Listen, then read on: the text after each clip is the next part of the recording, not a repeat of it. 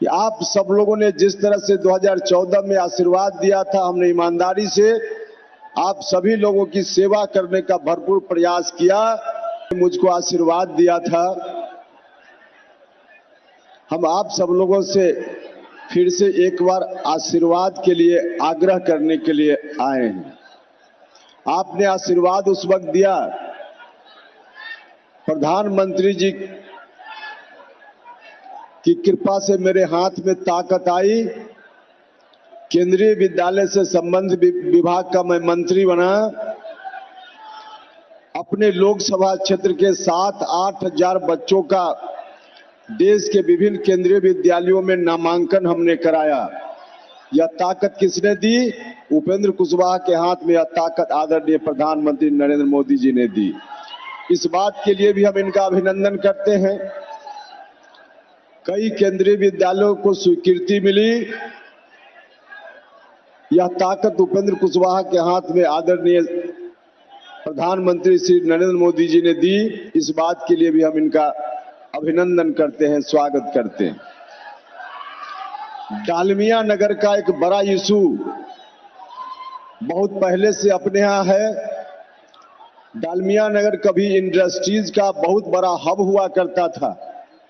बरसों पहले वह जगह बिल्कुल वीरान हो गई, सुनसान हो गई। फिर से वहां डालमिया नगर में कारखाना लगे, उद्योग लगे। इस इलाके की यह चिर प्रतीक्षित मांग रही है।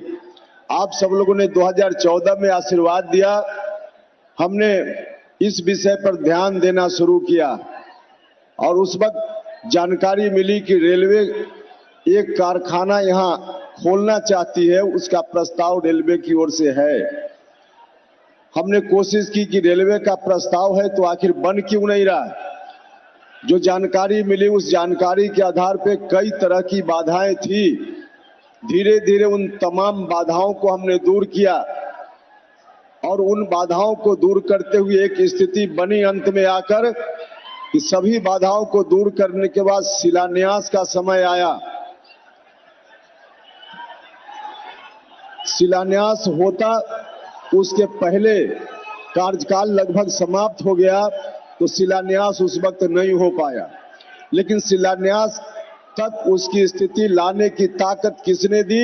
उपेंद्र कुशवाहा के हाथ में। तो यह ताकत आदरणीय प्रधानमंत्री श्री नरेंद्र मोदी जी ने दी। इसलिए भी हम इनका अभिनंदन करते हैं, स्वागत करते हैं।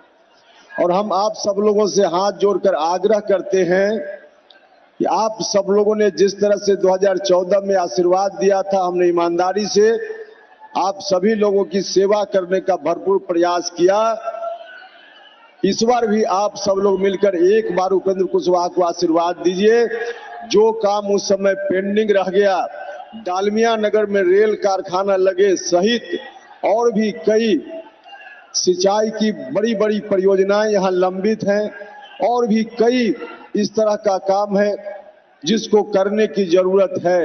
उन लंबित परियोजनाओं, उस तरह के जो रुके हुए काम हैं, उन तमाम कार्यों को इस बार यदि आप सब लोगों ने उपेंद्र कुशवाहा को आशीर्वाद दिया तो निश्चित रूप से उन तमाम कार्यों को इस बार पूरा किया जाएगा।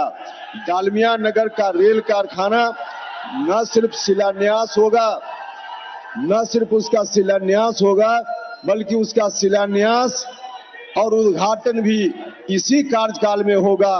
कारखाना बनकर तैयार होगा। नौजवान